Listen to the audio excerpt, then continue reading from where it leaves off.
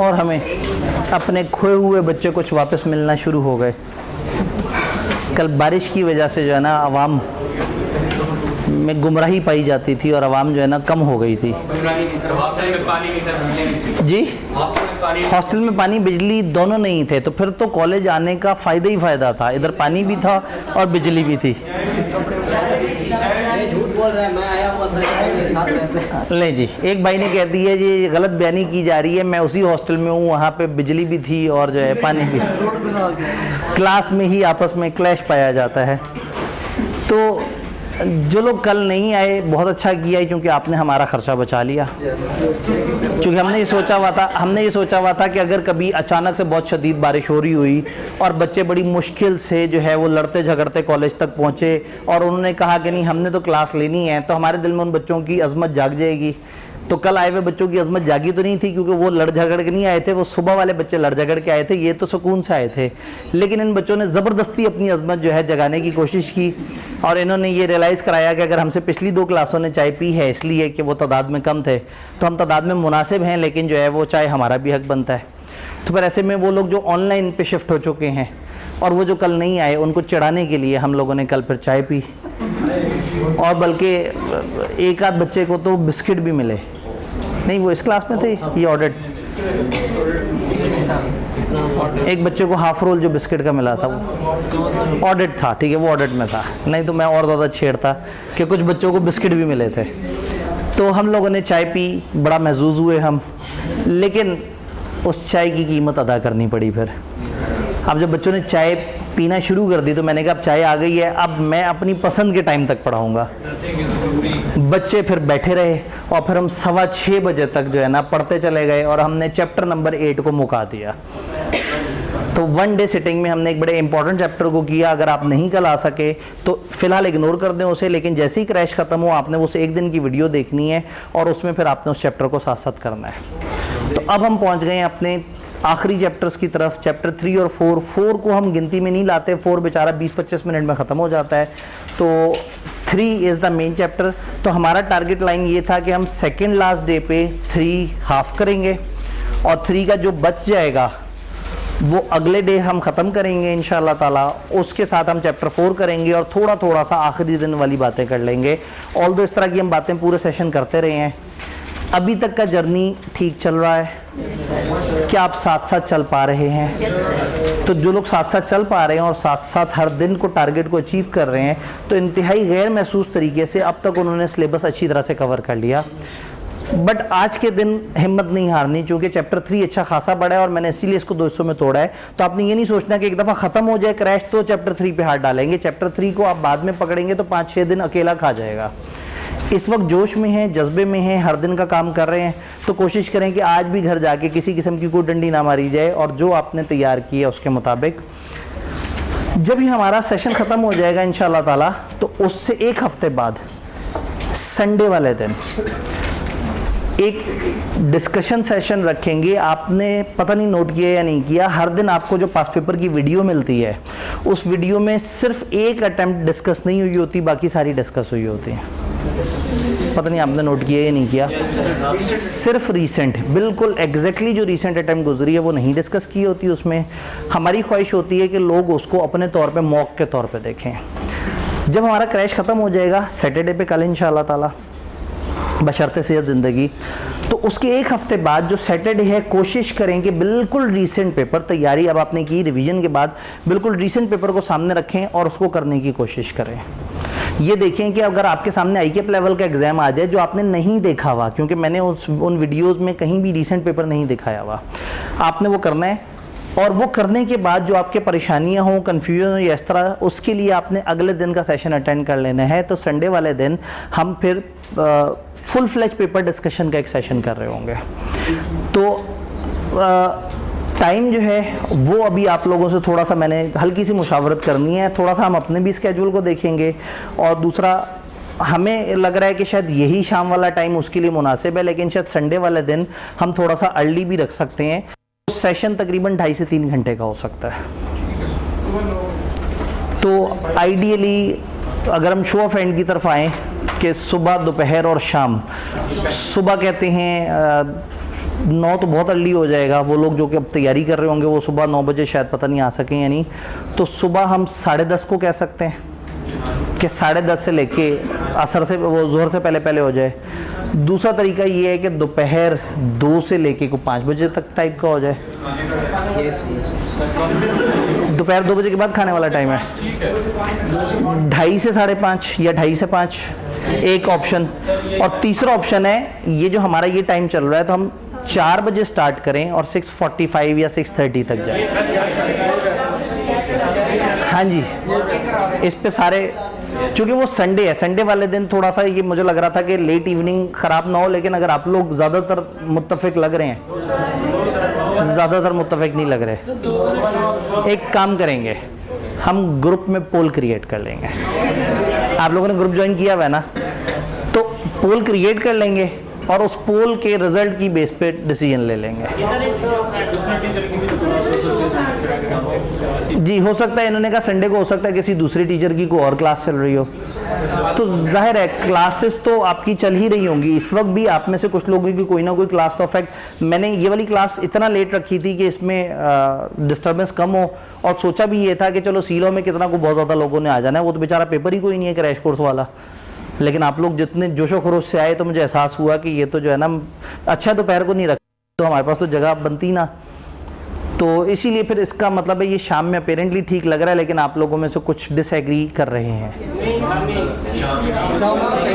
जल्दी से गिनती कर लेते हैं। ऑप्शन 1 सुबह, एक मिनट मुझे सोचने दें, सुबह 10:30 के लिए कितने हाथ खड़े होते हैं?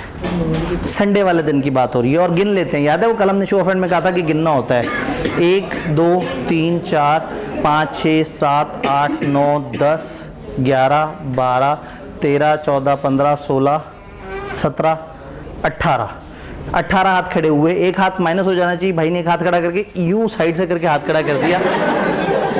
उन्होंने कहा कि सर को लगेगा कि किसी और बच्चे ने हाथ खड़ा किया हुआ है, तो जो है ना कि कभी यहाँ से आके देखा करें, यहाँ से आप लोग बिल्कुल सब क्लियर नजर आ रहे होते हैं। वो लग रहा होता है हम किसी के पीछे बैठे तो पता नहीं लगेगा। 18 हो गए।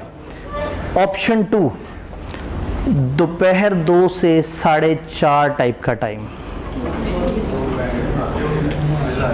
1 2 3 4 5 6 7 8 9 10 11 12 13 14 15 16 17 18 19। ओए होए, एक वोट ज़्यादा हो गया भाई। एक भाई ने थोड़ा देर से वो किया। आपको याद है हमने कहा था रेजोल्यूशन थ्रू सर्कुलेशन, एक दफ़ा वोट दे दिया तो बाद में आप चेंज नहीं कर सकते। ऑप्शन 3 4 से लेके 6:30। ओए होए, अवाम ने अपना फैसला सुना दिया, लेकिन फिर भी गिन लेने में हर्ज कोई नहीं है।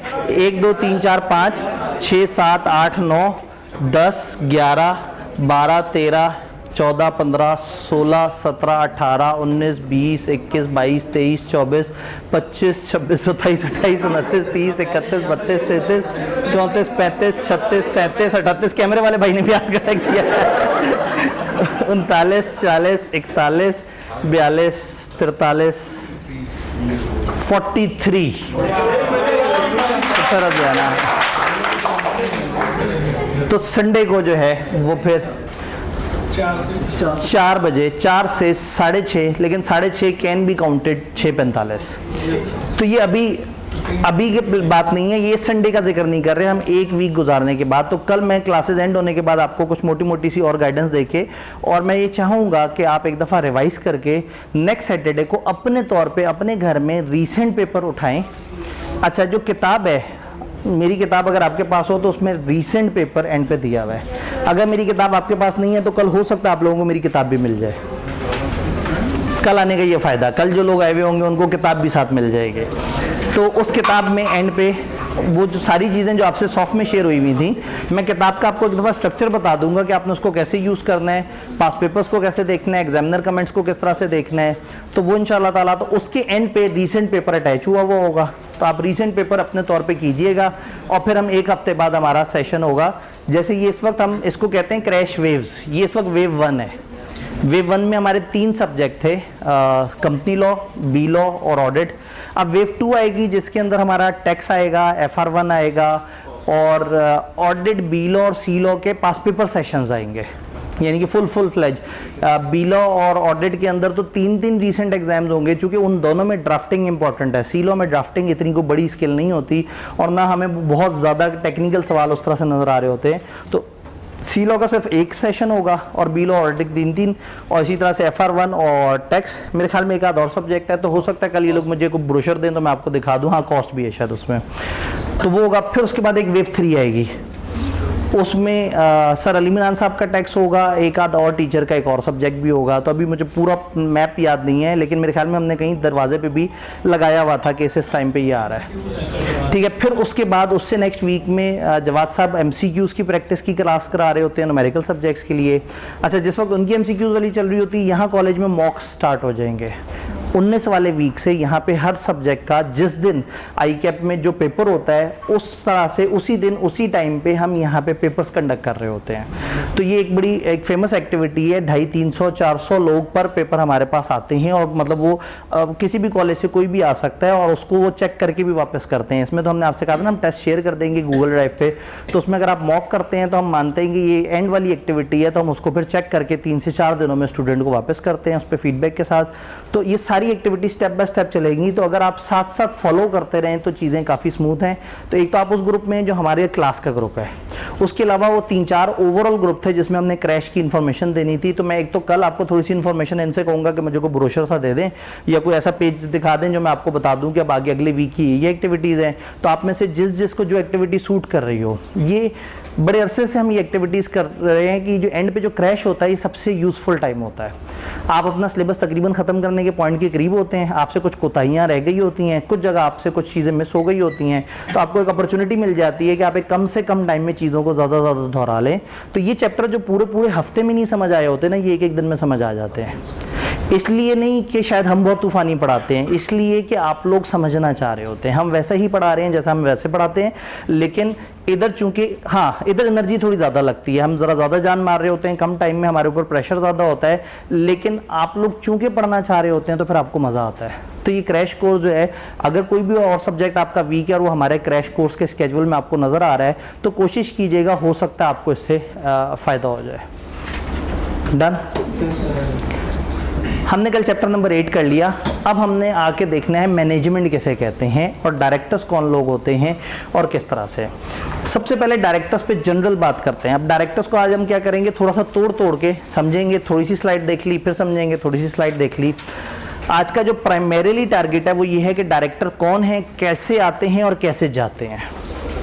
कल का टारगेट फिर होगा इनकी पावर्स, इनकी लाइबिलिटीज़ और इस तरह के मिसलेनियस सेक्शंस कल के टारगेट में होंगे इंशाल्लाह ताला, और कल हम चैप्टर 4 को साथ जोड़ लेंगे। तो डायरेक्टर्स कौन हैं, कहाँ से आते हैं। सबसे पहला सवाल, डायरेक्टर कौन है। कंपनी के चंद बड़े लोग हैं जो कंपनी की इंतज़ामिया को चला रहे हैं।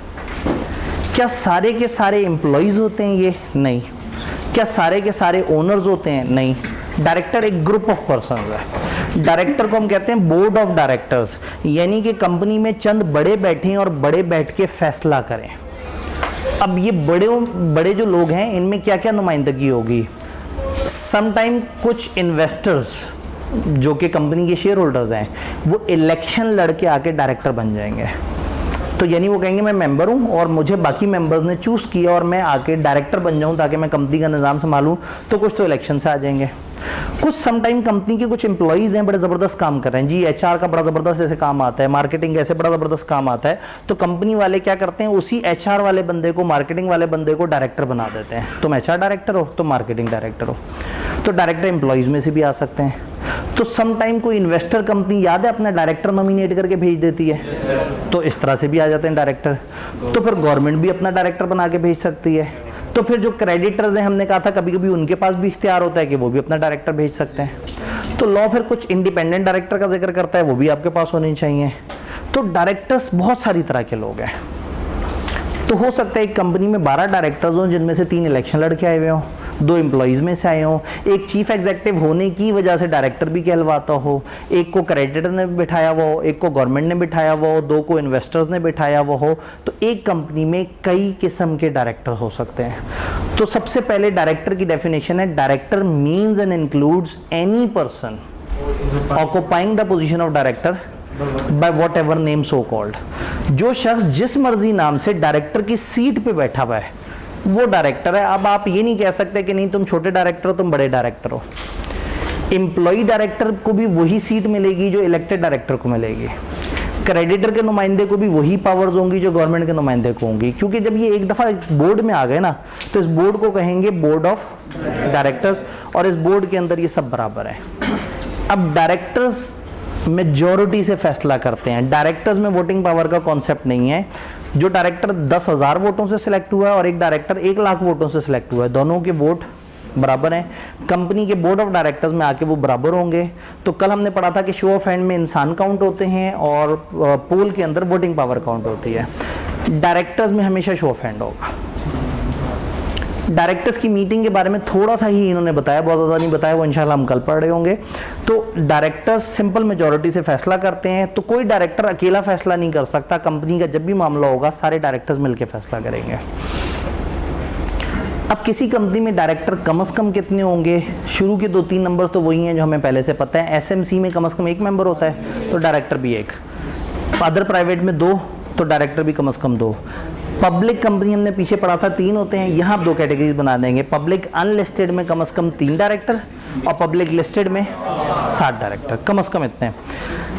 एक वक्त में एक शख्स कितनी कंपनियों का डायरेक्टर हो सकता है? लॉ ने कहा हम बता देंगे, तुम इतने से ज़्यादा कंपनियों के डायरेक्टर नहीं हो सकते, तो वो फिर हम लॉ की बात मान लेंगे। और अगर उसी की अपनी कंपनियों ने अपने ही अंडर मौजूद कंपनियों में उसे डायरेक्टर बनाया हुआ है तो वो वाली डायरेक्टरशिप हम काउंट नहीं कर रहे होंगे। लॉ कहता है डायरेक्टर नेचुरल पर्सन होना चाहिए, कंपनी नहीं होनी चाहिए। फिर कंपनी का वेरिएबल रिप्रेजेंटेटिव ना हो, ऐसा ना हो कि एक कंपनी वाले कभी मिस्टर शमशाद को भेज दें, कभी मिस्टर अख्तर को भेज दें, कभी मिस्टर ज़मीर को भेज दें। हमें पता हो कि ये कंपनी हमारे बोर्ड पे फलाना शख्स को डायरेक्टर बना के भेजे हुए है और वही डेफिनेट बंदा हर दफ़ा आया करे, बार बार बदले ना। इसी तरह से डायरेक्टर्स की पावर्स वेरिएबल नहीं होनी चाहिए कि इस काम के लिए आपके पास पावर है और इस काम के लिए आपके पास पावर नहीं है। किसी को डायरेक्टर बनाने के लिए उसकी कंसेंट लेना ज़रूरी है। बगैर रजामंदी के हम किसी को डायरेक्टर नहीं बना सकते। क्या जेनेरिक बातें डायरेक्टर से रिलेटेड समझ आ रही हैं? किताब से पूछते हैं, 3 ऑफ करके देखते हैं। जज़ाकल्लाह। Director includes any person occupying the position of director by whatever name, जिस मर्जी नाम से जिसको हम डायरेक्टर की सीट पर बिठा दें। Only natural person to be director, कुदरती इंसान, ये जो नॉर्मल ह्यूमन बींग्स हैं ये डायरेक्टर होंगे। इदारा, कंपनी, गवर्नमेंट ये डायरेक्टर नहीं बनेंगे। अगर ये बनना चाहते हैं तो भेजेंगे एक इंसान को। डायरेक्टर कलेक्टिवली एक्ट करते हैं, मेजॉरिटी से एक्ट करते हैं। हर डायरेक्टर के पास 1 वोट होता है डायरेक्टर्स मीटिंग में। डायरेक्टर वेरिएबल रिप्रेजेंटेटिव नहीं हो सकते। वो ऐसा नहीं कर सकते कि रिस्पॉन्सिबिलिटी एज अ डायरेक्टर कहीं रिलीफ लें और कहीं ना लें। ऐसा नहीं होगा कि कहीं वो जिम्मेदार हैं कहीं वो जिम्मेदार नहीं है, तो वो वेरिएबल रिप्रेजेंटेटिव नहीं होंगे। इंतहाई गलत तर्जुमा किया लेकिन किताब ने किया ICAP के, तो मैंने एहतरामन लिख दिया है। वेरिएबल रिप्रेजेंटेटिव का असल मतलब जो लॉ ने बताया था वो था डायरेक्टर इंडिविजुअल होना चाहिए, किसी कंपनी का वेरिएबल नुमाइंदा नहीं होना चाहिए।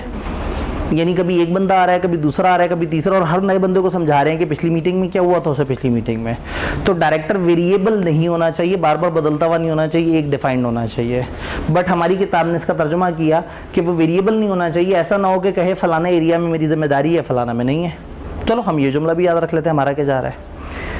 डायरेक्टर फिड्यूशरी रिलेशन में डायरेक्टर एजेंट हैं, दे आर सपोज के बेस्ट इंटरेस्ट में काम करेंगे, विजिलेंट होंगे, नेग्लिजेंट नहीं होंगे, बहुत अच्छे ध्यान से काम करेंगे। बड़ी प्यारी बात कर दी, टिक लगा देते हैं, अच्छे लोग होंगे, अच्छा काम करेंगे। कम से कम डायरेक्टर एसएमसी में 1, अदर प्राइवेट में 2, पब्लिक अनलिस्टेड में 3 और पब्लिक लिस्टेड में। कोई भी बंदा डायरेक्टर एक वक्त में उतनी कंपनियों का नहीं हो सकता, इंक्लूडिंग अल्टरनेट। ये डायरेक्टर की किस्म हम पढ़ेंगे इंशाल्लाह। At same time in more than such number of companies as may be. कोई भी शख्स एक वक्त में उतनों से ज़्यादा कंपनी में डायरेक्टर नहीं हो सकता, जो हम बता देंगे। हमें नहीं बताया, हमारे सिलेबस में नहीं बताया, तो हम खामोश हैं। इस लिमिट को गिनते वक्त के कितने कंपनियों में डायरेक्टर है, लिस्टेड सब्सिडरियों में जो उसकी अपनी कंपनी ने अपनी ही लिस्टेड सब्सिडरी में डायरेक्टर बना के भेज दिया है, वो काउंट नहीं होगी। फर्ज करें मैं आपको कहूँ लॉ में एक जगह लिखा हुआ है कि एक शख्स 5 से ज़्यादा कंपनियों का डायरेक्टर नहीं हो सकता। फर्ज करें मैं आपको ऐसा कहूँ, और वो इस वक्त 4 कंपनियों का डायरेक्टर हो, तो ज़्यादा से ज़्यादा कितनी और कंपनियों का डायरेक्टर हो सकता है? एक। वो जो 4 कंपनियों उनमें से 3 कंपनियों ने अपनी सब्सिडरी पे उसको नॉमिनी बना के भेज दिया। वो अपनी वजह से नहीं गया, अपनी शेयर होल्डिंग से नहीं गया, उसकी कंपनी वालों ने जिम्मेदारी बना के उसे वहाँ भेजा। तो जो नीचे वाली 3 कंपनियाँ, ये नंबरिंग काउंट नहीं होगी, तो हम मानेंगे कि आज भी वो 4 कंपनियों का डायरेक्टर है। तो डायरेक्टर एक वक्त में उतना से ज़्यादा कंपनियों का नहीं हो सकता जो बता दिया जाएगा, और उसमें वो जो लिस्टेड सब्सिडरी में अपॉइंटमेंट है वो काउंट नहीं होगी। आखिरी बात बेसिक से related, consent to act as director. कोई भी बंदा डायरेक्टर के तौर पे अपॉइंट या इलेक्ट नहीं हो सकता जब तक कि वो अपना कॉन्सेंट इन राइटिंग ना दे दे। और जब भी कोई डायरेक्टर अपॉइंट होगा, सेलेक्ट होगा, इलेक्ट होगा किसी भी तरीके से, अपॉइंटमेंट के बाद 15 दिनों के अंदर अंदर उसकी कॉन्सेंट उठा के जमा करा दी जाएगी रजिस्ट्रार को। तो जी अगर एक कंपनी ने अपनी सब्सिडरी में अपने ही डायरेक्टर को खुद से नॉमिनेट किया है, हमने एक सेक्शन पढ़ा था कि अगर एक इन्वेस्टर ने कहीं इन्वेस्टमेंट की हुई हो तो वो क्या कर सकता है, वो अपने किसी नुमाइंदे को नॉमिनी डायरेक्टर बना के भेज सकता है। अब हम एक कंपनी में डायरेक्टर हैं और हमारी कंपनी ने अपनी सब्सिडरी कंपनी में हमें ही उठा के भेज दिया कि डायरेक्टर बन जाओ। उसने हमें भेजा, जब उसने हमें भेजा तो हम अपनी वजह से नहीं, उनकी वजह से गए हैं। तो अगर कैटेगरी ये चल रही थी कि मैं 4 कंपनियों में ऑलरेडी डायरेक्टर था और ये 5वीं आ गई, तो ये 5वीं काउंट नहीं होगी, उस 4 की गिनती से ऊपर काउंट नहीं होगी, क्योंकि 4 में मैं अपनी वजह से डायरेक्टर हूँ और इस एक जगह मेरी होल्डिंग कंपनी ने मेरी कंपनी ने अपनी सब्सिडरी कंपनी में मुझे भेजा है, तो ये वाली गिनती काउंट नहीं होगी। प्रॉब्लम ये है कि हमें वो सेक्शन नहीं बताया उन्होंने सही से कि कितने नंबर हैं, जिसके बाद ये नीचे वाली बात बेमतलब सी हो जाती है। एक शख्स एक वक्त में उतना से ज़्यादा कंपनी का डायरेक्टर नहीं होगा जितनी बता दिया जाए। प्योरली सिर्फ नॉलेज के लिए आपको बता रहा हूँ, लिस्टेड कंपनी में ये तादाद 7 है और गवर्नमेंट सेक्टर कंपनियों में ये तादाद 5 है, बट हमारे सिलेबस में नहीं है, एज में बी स्पेसिफाइड। तो इससे हमसे न्यूमेरिकल नहीं पूछ सकते क्योंकि उन्होंने हमें नंबर नहीं बताया हुआ। डायरेक्टर्स के बेसिक समझ आ गए? डायरेक्टर के बेसिक समझ आ गए। अब कौन कौन डायरेक्टर नहीं हो सकता, डायरेक्टर में ऐसी क्या खराबी हो, ऐसे क्या मसले हों कि हम कहेंगे ये शख्स तो डायरेक्टर के तौर पे आ ही नहीं सकता। तो लॉ ने एक लिस्ट बता दी जिस लिस्ट को हमने क्रैम करना है, यानी कि जब हम बेसिक्स ऑफ डायरेक्टर वाला पोर्शन पढ़ेंगे तो उसमें वाहिद जो चीज़ क्रैम करने वाली है वो ये वाली लिस्ट है। तो ये चूंकि चैप्टर पढ़ा है तो इसमें हमें देखना होगा कि दरमियान में कौन कौन से ऐसे टॉपिक हैं जिनको लाजमी क्रैम किया जाए। चैप्टर पढ़ा है तो लोग ये सोचते हैं कि हम इस चैप्टर को छोड़ दें या इस चैप्टर को सिलेक्टेड तैयार करें, ऐसा नहीं करना। ये चैप्टर बड़ा भी है और अहम भी है। कौन कौन डायरेक्टर नहीं हो सकता, यहाँ मेरे ख्याल में शायद हमें 1 भी ऑफ करना पड़ गया, जज़ाकल्लाह। कौन कौन डायरेक्टर नहीं हो सकता? माइनर, छोटा बच्चा डायरेक्टर नहीं हो सकता। अनसाउंड माइंड, जिसका दिमागी तवाज़ुन ठीक नहीं है, वो डायरेक्टर नहीं हो सकता। Has applied to be adjudicated as, एक बंदे ने अप्लाई किया है कि भाई मैं इंसॉल्वेंट होना चाहता हूँ, यानी वो खुद मानता है कि उसकी माली हालात ठीक नहीं है, तो जिसने खुद से अप्लाई किया हुआ है भले उसकी एप्लीकेशन पेंडिंग है, हम उसको डायरेक्टर नहीं बना सकते। अच्छा, फर्ज करें किसी की एप्लीकेशन एक्सेप्ट हो गई और अब अदालत उनका हिसाब किताब कर रही है, तो इस दौरान जिस वक्त उसका हिसाब किताब और उसके एसेट्स डिस्ट्रीब्यूट अभी नहीं हुए होते प्रॉपर, उसको कहते हैं अनडिस्चार्ज इंसॉल्वेंट। तो अगर आप अनडिस्चार्ज इंसॉल्वेंट है तो भी आप डायरेक्टर नहीं बन सकते, और अगर आप अप्लाइड टू बी इंसॉल्वेंट है तो भी डायरेक्टर नहीं बन सकते। कितने अरसे बाद एक इंसॉल्वेंट डायरेक्टर बन सकता है, यहाँ नहीं लिखा। जब यहाँ नहीं लिखा तो हमने परेशान नहीं होना। सी लॉ इंतहाई खूबसूरत है, जो बता दे बस इतना काफ़ी है। Has been convicted by court of law for an offence involving moral turpitude, अदालत ने उसको किसी गैर इखलाकी हरकत पे मुजरिम डिक्लेयर कर दिया। हम ये नहीं कह रहे जिसने गैर इखलाकी हरकत की वो डायरेक्टर नहीं बन सकता, जिसने गैर इखलाकी हरकत की और किसी अदालत ने उसको मुजरिम दफ़ा जुर्म आयद कर दी तो फिर वो शख्स डायरेक्टर नहीं बन सकता। गैर इखलाकी हरकत किताब ने समझाने की कोशिश की, conduct that is contrary to community standards of good morals and justice. अच्छाई की सतह से गिरी हुई जो हरकतें हैं वो गैर इखलाकी हरकतें कहलाएंगी। और ये कह के पता नहीं कहाँ से लगा, इन्होंने कह दिया मर्डर या किडनैपिंग, ये तो क्राइम है। तो गैर इखलाकी हरकत कुछ और है, लेकिन उन्हें लगा कि कुछ लिख देंगे तो बच्चे पता नहीं उसको पढ़ पढ़ के क्या सोचें, तो इसलिए उन्होंने यहाँ पे मर्डर किडनैपिंग लिख दिया। लेकिन ये क्रिमिनल ऑफेंस है। गैर इखलाकी हरकत वही है जो आपके जहन में आ रही है। एक बच्चे की आइसक्रीम छीन के भाग गया डायरेक्टर, बच्चा रोता हुआ पहुंचा, फिर अदालत ने डायरेक्टर को कहा कि तुम इतने छोटे से बच्चे की आइसक्रीम छीन के भाग गए, तुमने गलत किया, और फिर उसे मुजरिम डिक्लेयर कर दिया। तो इखलाकियात से गिरी हुई हरकत पे अगर एक शख्स को अदालत ने ठप्पा लगा के मुजरिम डिक्लेयर कर दिया है तो वो ज़िंदगी भर कभी डायरेक्टर नहीं बन सकता। चेक करें। खैर हमारे मुल्क में तो ताहयात नाअहली ख़त्म हो जाती है। Has been debarred from holding such office under any provision of this act. इसी कानून ने, इसी एक्ट ने किसी और सेक्शन में मना कर दिया और खबरदार तुम डायरेक्टर नहीं बन सकते। क्या ऐसा कहीं देखा आपने? याद करें वो जो डिविडेंड टाइम से नहीं दिया था, इतना गुस्सा आया कि हमने कहा ना तुम चीफ एग्जीक्यूटिव बनने के काबिल, ना तुम डायरेक्टर बनोगे 5 साल तक। तो इन्होंने कहा अगर कंपनी लॉ ने किसी और जगह भी मना कर दिया तो समझो फिर हमारी तरफ से भी मना है। अगर उसने फिड्यूशरी बिहेवियर की खिलाफ वर्जी की पिछले 5 साल में भरोसे का रिश्ता तोड़ डाला, इसका एग्जैक्ट मतलब होता है कि अगर उसका इंटरेस्ट था तो डिस्क्लोज नहीं किया या वोटिंग में शामिल हो गया। तो अगर एक डायरेक्टर इंटरेस्ट रखने के बावजूद सही से ना बताए तो उसने जो तोड़ा है वो ट्रस्ट तोड़ा है, फिड्यूशरी बिहेवियर उसने साबित नहीं किया। तो पिछले 5 साल में किसी भी वक्त अगर उसने वो वाले इंटरेस्ट वाले सेक्शन को फॉलो ना किया तो वो डिस्क्वालीफाई हो जाएगा। फिर इसहाक डार का अपना ज़ाती गुस्सा, डज नॉट होल्ड NTN। जब ये लॉ बन रहा था तो उन दिनों था कि बस पाकिस्तान में टैक्स नेट बढ़ाया जाए, ज़्यादा से ज़्यादा लोगों को टैक्स के अंदर शामिल किया जाए। तो उसने ये सेक्शन डाल दिया कि अगर एक बंदे के पास NTN नहीं है, नेशनल टैक्स नंबर नहीं है इनकम टैक्स ऑर्डिनेंस के मुताबिक, तो वो डायरेक्टर नहीं बन सकता। फिर सबको खुद ही एहसास हो गया कि ये लिख दिया तो फिर तो सारी फारिग हो जाएंगे, तो ब्रैकेट में लिख दिया SECB can give exemptions in this. तो अगर कोई अपना पसंदीदा होगा तो उसको एग्जम्पशन मिल जाएगी, अदरवाइज डायरेक्टर होने के लिए आपके पास नेशनल टैक्स नंबर होना चाहिए। देन और कौन डायरेक्टर नहीं हो सकता? अगर आप मेंबर नहीं है तो आप डायरेक्टर नहीं हो सकते। ये कहते साथ ही याद आया कि अभी थोड़ी पहले तो बच्चों को बताया था कि डायरेक्टर तो हर तरह के डायरेक्टर को कहते हैं, तो फिर तो घबरा जाएंगे बच्चे और सोचेंगे कि फिर तो हर किसी को मेंबर होना पड़ेगा। उन्हें कहा एक मिनट रुक जाओ, 4 बंदों के ऊपर ये शर्त अप्लाई नहीं करेगी। उन 4 के अलावा अगर आप डायरेक्टर बनना चाहते हैं और आप मेंबर नहीं हैं तो आप इनएलिजिबल हो जाएंगे।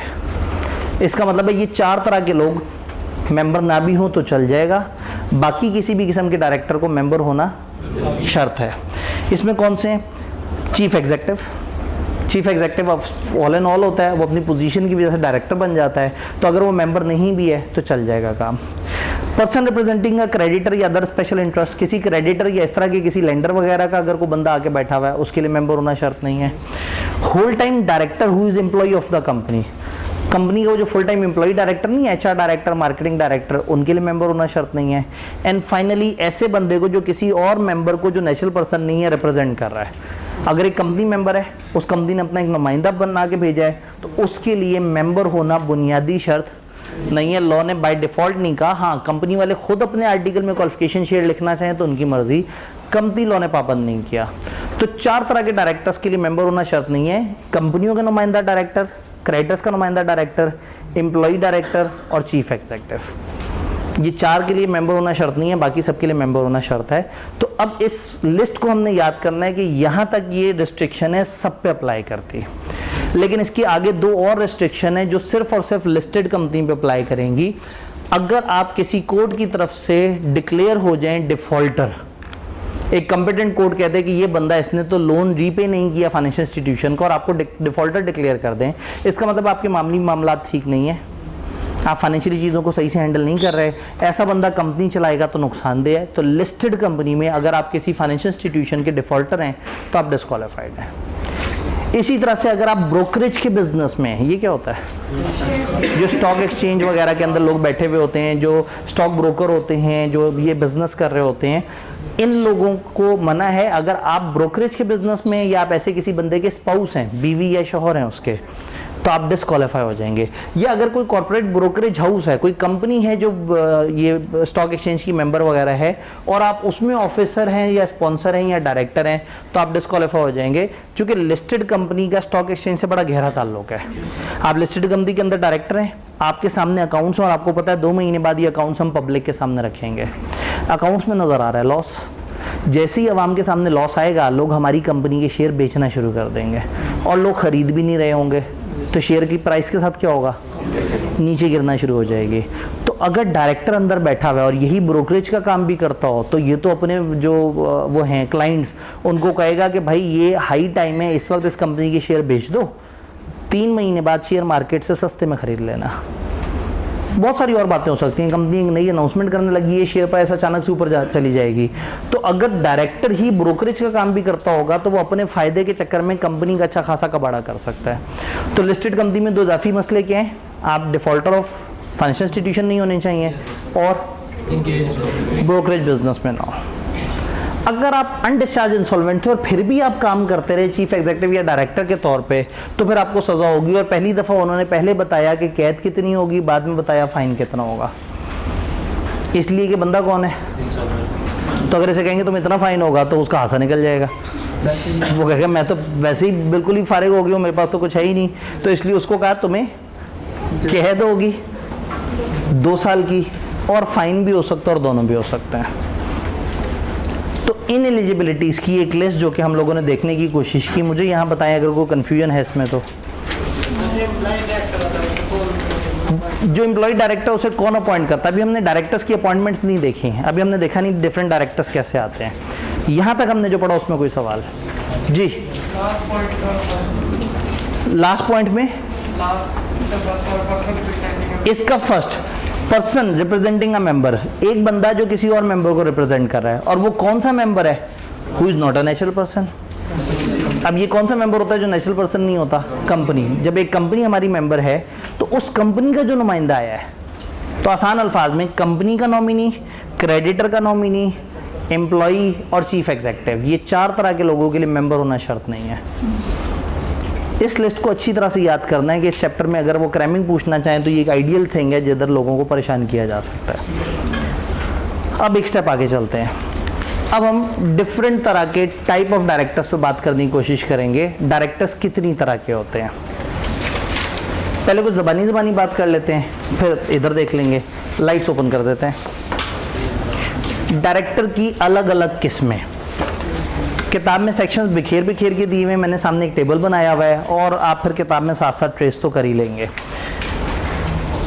कुछ डायरेक्टर होते हैं जिनको हम कहते हैं फर्स्ट डायरेक्टर, पहले डायरेक्टर्स, कंपनी के पहले डायरेक्टर्स हैं। ये कौन लोग होते हैं? सब्सक्राइबर्स ने मेमोरेंडम जब भेजा था जमा कराने के लिए तो उसमें लिखा था, मेमोरेंडम आर्टिकल्स में लिखा था कि ये 5 लोग हैं जो पहले डायरेक्टर्स होंगे। जिस दिन कंपनी रजिस्टर हो जाती है ऑटोमेटिकली क्या हो जाता है, वो लोग डायरेक्टर के तौर पे आ जाते हैं। तो इसका मतलब है कि जो फर्स्ट डायरेक्टर्स हैं वो हैं जिनके नाम दे दिए गए, और जिस दिन कंपनी रजिस्टर हो जाएगी उस दिन वो लोग खुद ब खुद डायरेक्टर बन जाएंगे। ये कब तक डायरेक्टर रहेंगे? पहली एजीएम तक। जब फर्स्ट एजीएम आएगी तो ये सारे के सारे खुद ब खुद रिटायर हो जाएंगे, चले जाएंगे, ख़त्म हो जाएगा इनका टेन्योर, और फिर इलेक्शन हुआ करेगा। पहली एजीएम पे इलेक्शन होगा, उसके बाद हर 3-3 साल बाद इलेक्शन हुआ करेगा। तो सबसे पहले तो ये फर्स्ट डायरेक्टर की बात हो गई। उसके अलावा कैजुअल वैकेंसी का मतलब है अचानक से जगह खाली हो जाना। अगर डायरेक्टर के ऑफिस में अगर डायरेक्टर की पोजीशन अचानक से खाली हो जाए, एक डायरेक्टर अचानक से रिज़ाइन कर जाए, मर जाए, इनएलिजिबल हो जाए, कुछ भी ऐसा हो कि हमारे पास डायरेक्टर की सीट खाली हो गई, तो क्या उसे फिल करना लाजमी है? लॉ कहता है फिल करना लाजमी नहीं है।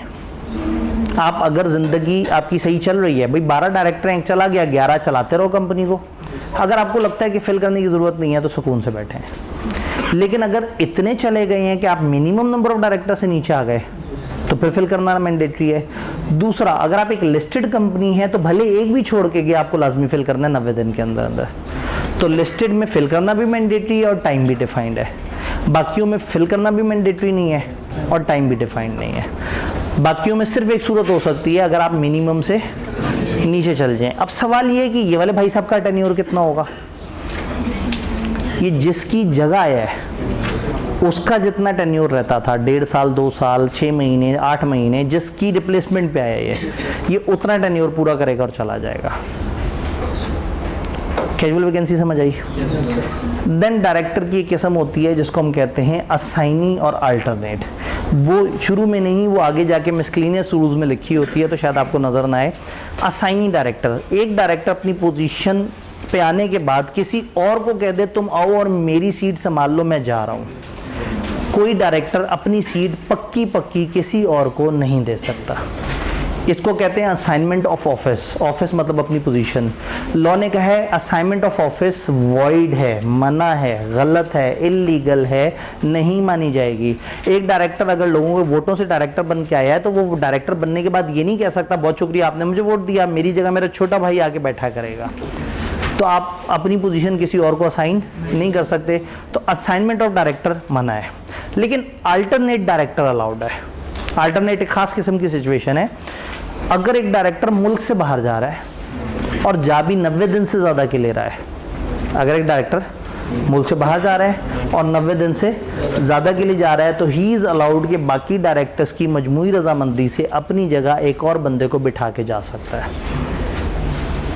उस शख्स को अल्टरनेट डायरेक्टर कहेंगे। और उसका टेन्योर क्या होगा? जब तक ये वापस नहीं आ जाता। जिस दिन ये पाकिस्तान वापस आएगा उस दिन जिसको ये कायम मकाम के तौर पे बिठा के गया था वो रिटायर हो जाएगा और ये दोबारा से अपनी सीट संभाल लेगा। ये डायरेक्टर समझ आया। पांचवी एक छोटी सी कैटेगरी एम्प्लॉय डायरेक्टर। कंपनी के डायरेक्टर्स ही किसी एम्प्लॉय को चाहें तो अपग्रेड करके एम्प्लॉय डायरेक्टर का दर्जा दे सकते हैं। उसके साथ कॉन्ट्रैक्ट करेंगे एम्प्लॉयमेंट कॉन्ट्रैक्ट में लिख देंगे कि इस एम्प्लॉयमेंट कॉन्ट्रैक्ट में तुम्हारी ये तनख्वाहें होंगी और तुम्हारी जिम्मेदारियों में ये है कि तुम कंपनी के डायरेक्टर होगे। तो डायरेक्टर के साथ कॉन्ट्रैक्ट करके उसको कंपनी का एम्प्लॉय डायरेक्टर, यानी कि एक एम्प्लॉय के साथ कॉन्ट्रैक्ट करके उसको कंपनी का एम्प्लॉय डायरेक्टर बनाया जा सकता है। कैसे करेंगे कॉन्ट्रैक्ट, कब करेंगे, क्या होगा, हमारी किताब ने बिल्कुल जिक्र नहीं किया, लेकिन इस इंसान का जिक्र बार बार हुआ एम्प्लॉय डायरेक्टर का। टेन्योर इसका कितना होगा? जितना इसके कॉन्ट्रैक्ट में हम लिख देंगे उतना इसका टेन्योर होगा। ये इलेक्शन से नहीं आएगा, ये कॉन्ट्रैक्ट से आएगा। यहाँ पे ब्रेक लगाते हैं, यहाँ तक के डायरेक्टर्स देखते हैं, फिर थोड़े से और डायरेक्टर्स देखते हैं। 1-3 जज़ाकल्लाह। First directors. Name and number of first director shall be decided by subscribers. Their particulars shall be submitted along with documents for incorporation. और additional director चाहें तो बाद में अपॉइंट कर सकते हैं, लेकिन इनिशियली आप क्या करेंगे? नेम एंड नंबर्स उनके दे देंगे सब्सक्रिप्शन के वक्त, और जिस दिन इनकॉर्पोरेशन होगा उस वक्त ये डायरेक्टर ऑटोमेटिकली अपॉइंट हो जाएंगे। कब तक रहेंगे? टेन्योर क्या है? फर्स्ट AGM तक। इलेक्टेड डायरेक्टर हमने कहा जी अपकमिंग स्लाइड में हम इसके बारे में बताएंगे कि ये कौन है, ये कहाँ से आते हैं। Casual vacancy shall be filled by remaining director. Listed company में ये कम अर्लीस्ट फिल किया जाएगा, लेकिन 90 दिन से ज़्यादा हम आगे नहीं जाएंगे। बाकियों में ना टाइम लिमिट स्पेसिफाइड है और ना ही मैंडेटरी है, unless number of directors falls below. ये बात समझ आई? Then assignee director. Any director shall not assign his office to any other person. Such appointment shall be void at. कोई बंदा अपनी ऑफिस किसी दूसरे को असाइन नहीं कर सकता। अगर वो ऐसा करेगा तो क्या होगा? लेकिन अल्टरनेट की ऑप्शन है विद अप्रूवल ऑफ बोर्ड। अगर एक बंदा एब्सेंट होता है from Pakistan of not less than 90 days तो वो अपनी जगह किसी अल्टरनेट को बिठा के जा सकता है। सबकी रजामंदी इसमें शामिल है। और अल्टरनेट डायरेक्टर भी है तो डायरेक्टर, तो सारे रूल्स इसके फॉलो होंगे, वही वाले जितने हमने अभी तक पढ़े हुए हैं। और फिर इसका टेन्योर क्या है? During absence. फिर एम्प्लॉय डायरेक्टर का हल्का तस्करा under employment contract with company. किताब में एक्सप्लेन नहीं हुआ तो बस इसका बताया है कि जो कॉन्ट्रैक्ट में लिखा होता है उसके मुताबिक इसका टेन्योर होता है। क्या हमें यहाँ तक बात समझ आ रही है? वापस आते हैं, 1-3 ऑन करते हैं। कितनी किस्में पढ़ ली हमने डायरेक्टर्स की? 5। First casual vacancy, assignee director, alternate director, employ director. एक छठी किस्म है जो एक और चैप्टर ने बताई है, चीफ एग्जीक्यूटिव। चीफ एग्जीक्यूटिव चाहे डायरेक्टर्स में से ना भी हो, जिस दिन चीफ एग्जीक्यूटिव आता है वो डीम डायरेक्टर होता है, वो समझा जाता है डायरेक्टर। तो अगर मैं बताना चाहूँ तो छठी किस्म है चीफ एग्जीक्यूटिव के चीफ एग्जीक्यूटिव। आप समझ आ रहा है वो जो ग्रुप ऑफ पर्सन में कितनी सारी तरह के लोग हैं।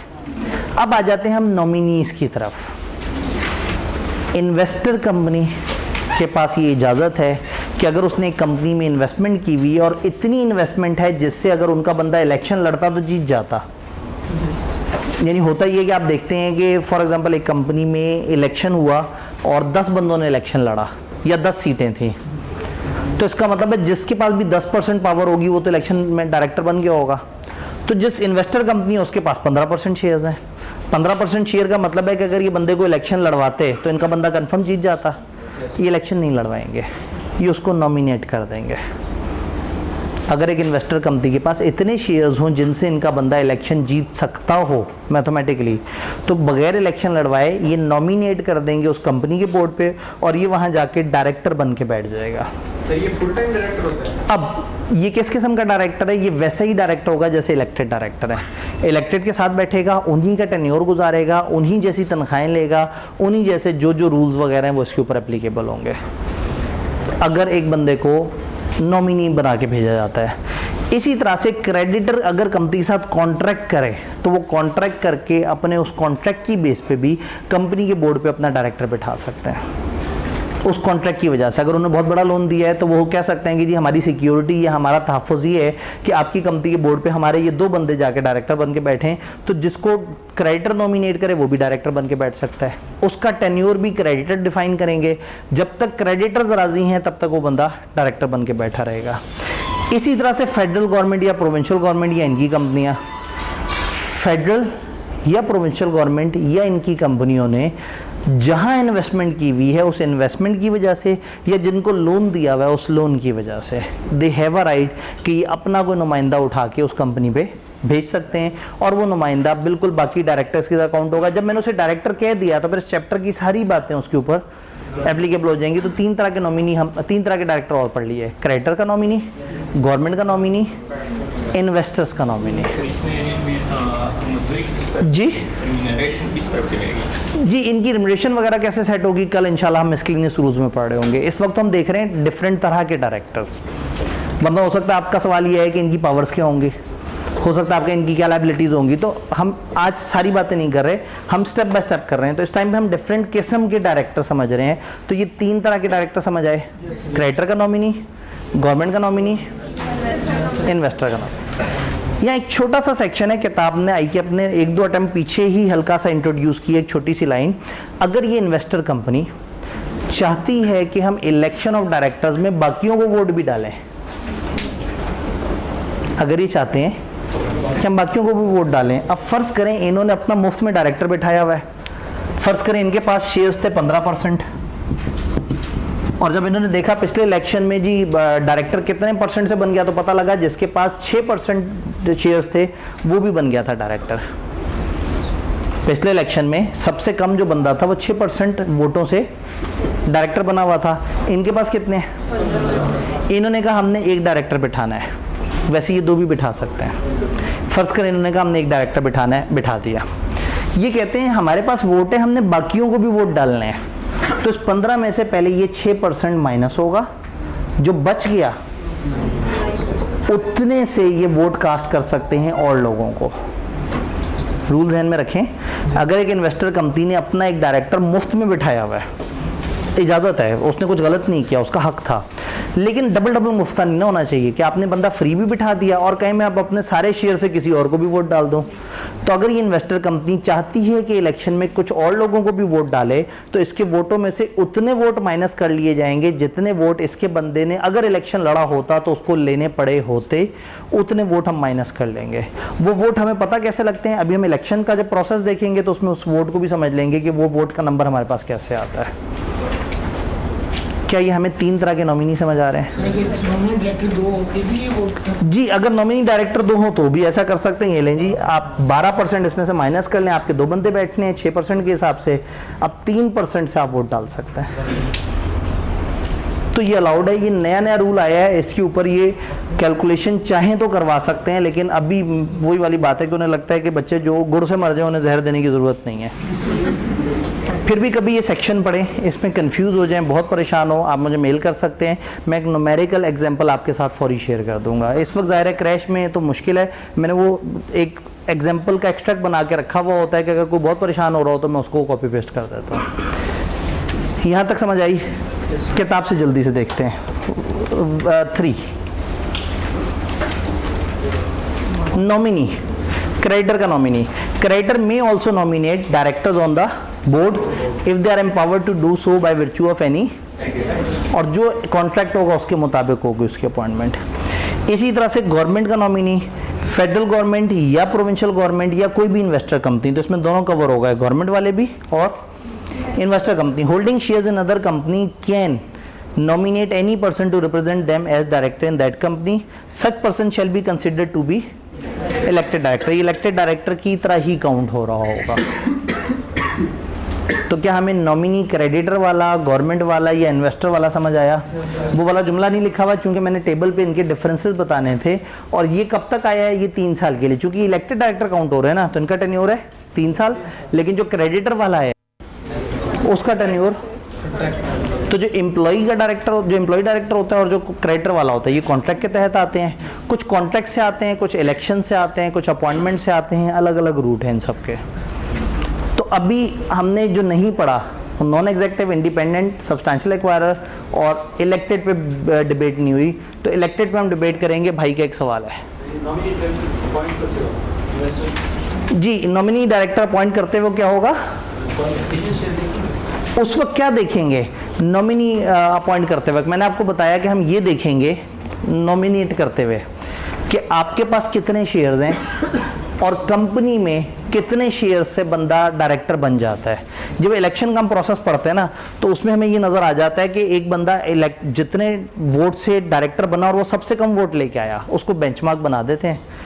उतने वोट से ज़्यादा वोट आपके पास मौजूद हो तो आप बगैर इलेक्शन लड़वाए अपने बंदे को बिठा सकते हैं। अभी वो नंबरिंग आएगी, इस अगली डिस्कशन में वो नंबरिंग आएगी। हाँ जी, इलेक्शन का प्रोसेस। डायरेक्टर इलेक्शन में क्या होता है? बहुत सारे लोग इकट्ठे होते हैं, एक बड़ी एजीएम होती है, आपको पता है, और उस एजीएम में लोग इकट्ठे होकर वोट कास्ट कर रहे होते हैं। ये एजीएम कब होनी होती है भला? हर 3 साल बाद। हर साल बाद तो एजीएम हो रही है, लेकिन इलेक्शन कब होता है? हर 3 साल बाद। तो होगा ये कि हर 3 साल बाद एजीएम में हम इलेक्शन कराएंगे। फर्ज करें 3 साल पूरे हो गए, 3 साल एक्चुअल 3 साल पूरे हो गए।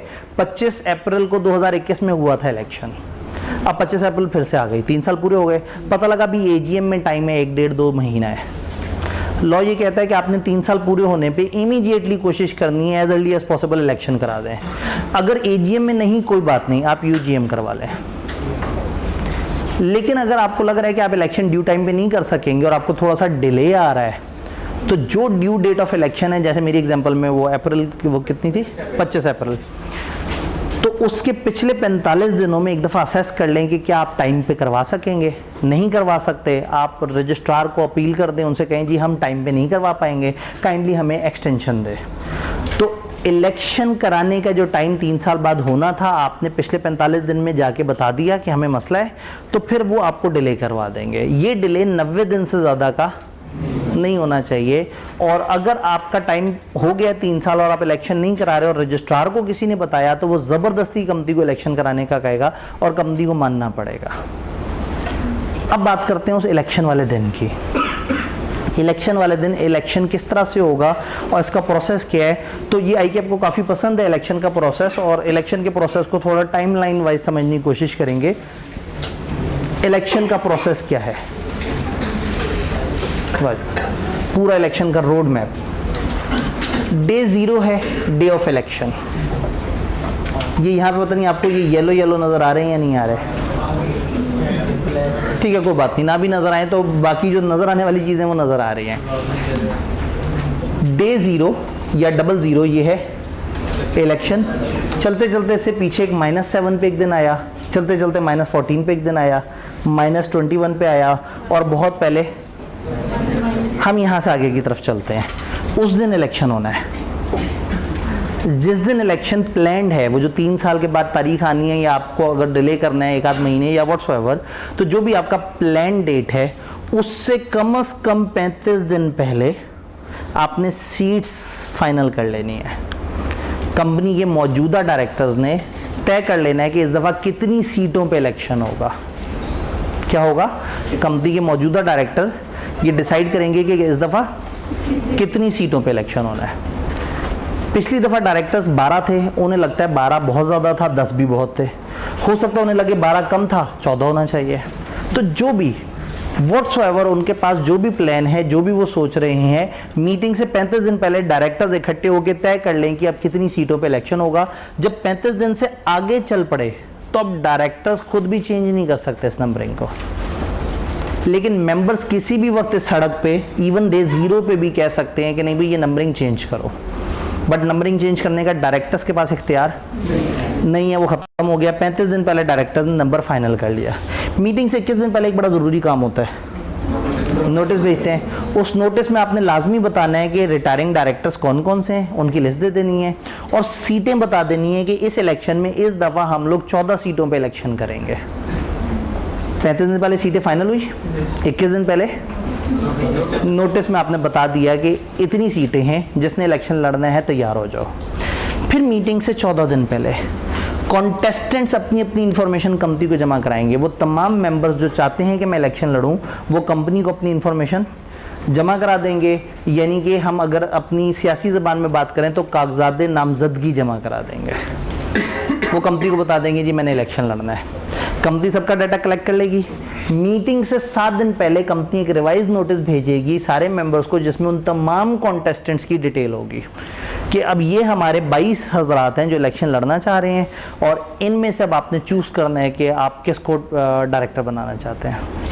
तो 7 दिन पहले सारे कॉन्टेस्टेंट्स की डिटेल कंपनी सबसे शेयर कर देगी और डे 0 पे फिर क्या होगा, इलेक्शन। तो मैं नॉर्मली कहता हूँ कि अगर आपको 7 का टेबल आता है तो ये आसान है, इसमें सिर्फ बीच में एक वो नंबर 28 मिसिंग है। 7 5 35, 7 3 7 2 7 1 7 0 7 0 से भी तो मल्टीप्लाई हो सकता है ना। तो बस इसमें 28 मिसिंग है, वरना ये पूरा 7 दिनों का एक पूरा मैप है। तो ये माइनस में शुरू हो रहा है, ये जहन में रखना है। ये जितनी भी गिनती है ये इलेक्शन से पीछे हो रही है। अब क्या होगा, इलेक्शन का दिन। इलेक्शन के दिन देखा जाएगा ये कौन सी कंपनी है, कंपनी हैविंग शेयर कैपिटल है या नॉट हैविंग शेयर कैपिटल। अगर तो नॉट हैविंग शेयर कैपिटल है तो नॉट हैविंग शेयर कैपिटल में तो वोटिंग पावर होती ही नहीं। और जब वोटिंग पावर नहीं होती तो इलेक्शन कैसे कराएंगे, वोट कैसे कास्ट करेंगे। उन्होंने कहा भाई तुम अपने आर्टिकल्स में लिख लो, जो लिख लोगे वैसे इलेक्शन करा देना।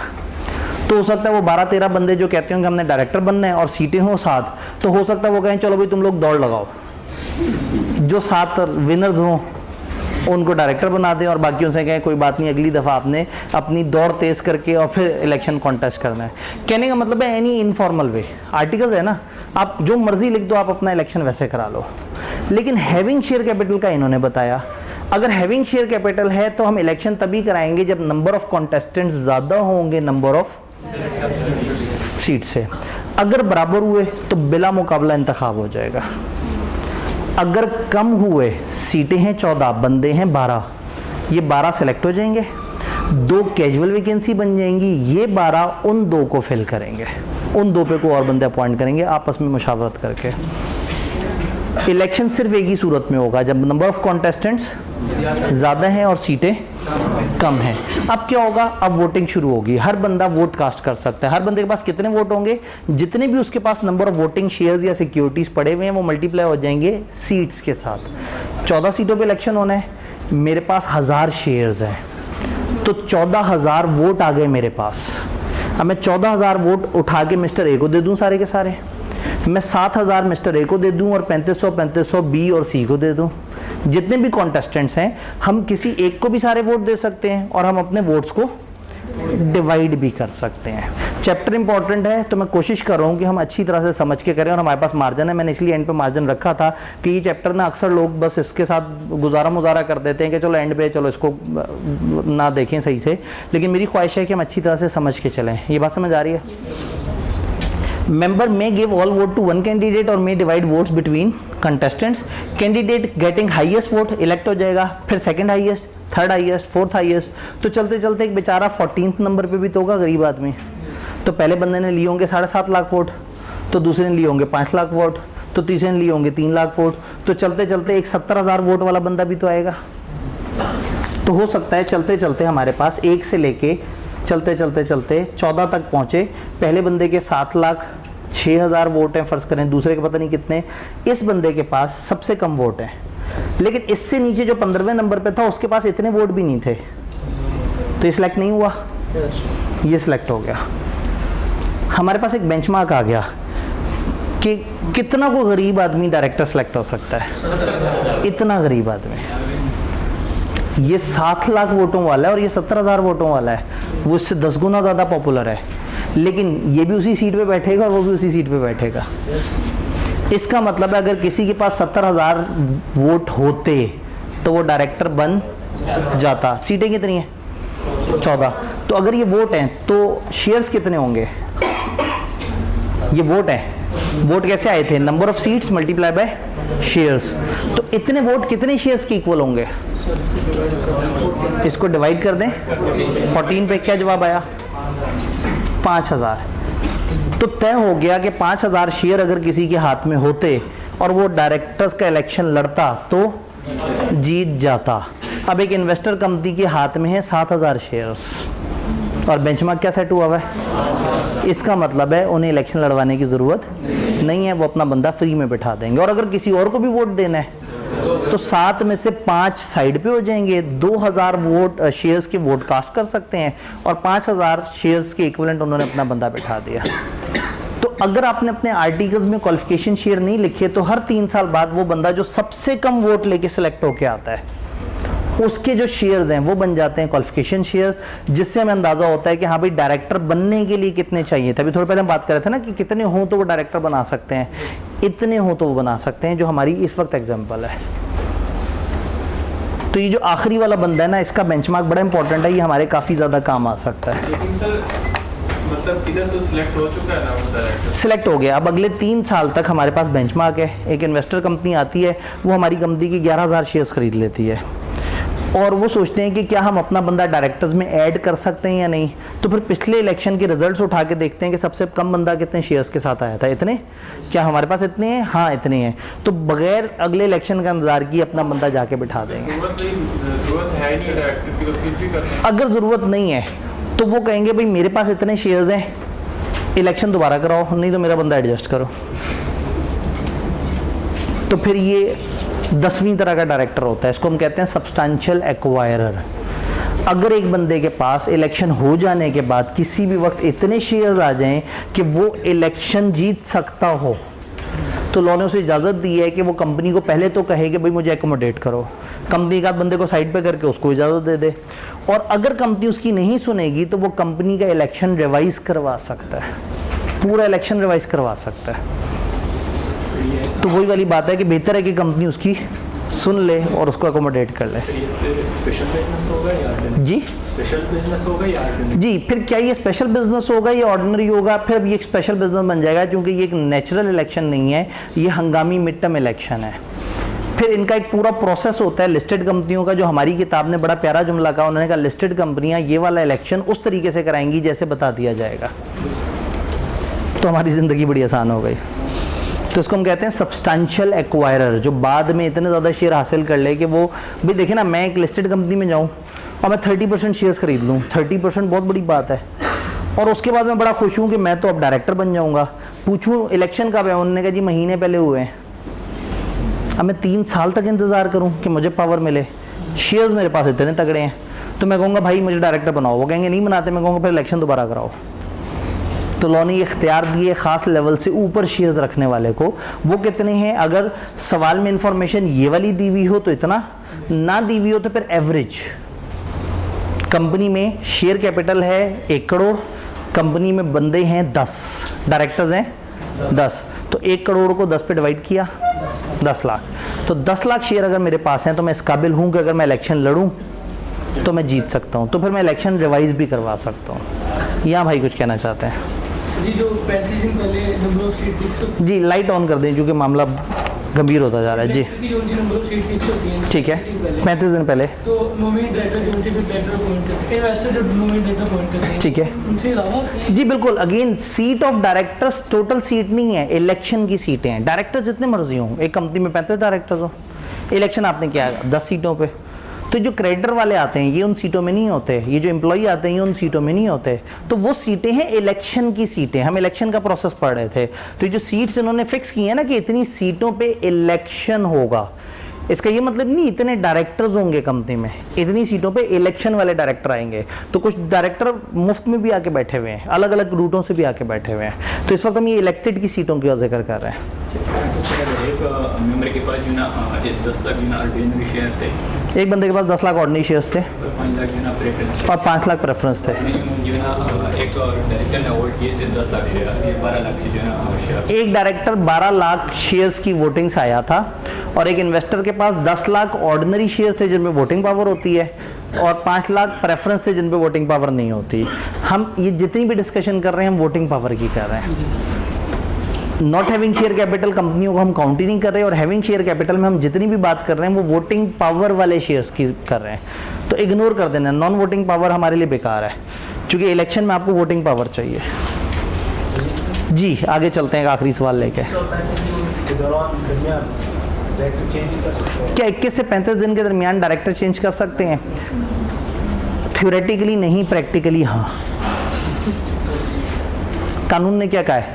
35 दिन से कम टाइम रह जाए तो नहीं बदल सकते, लेकिन कानून ने ये भी कहा है कि मीटिंग से 21 दिन पहले मेंबर्स को बताओ कितनी सीटें। तो मेंबर्स को तो 21 दिन पहले आपने बताना है। 21 दिन पहले उन्हें ये बताना है कि 35 दिन पहले हमने क्या सोचा था।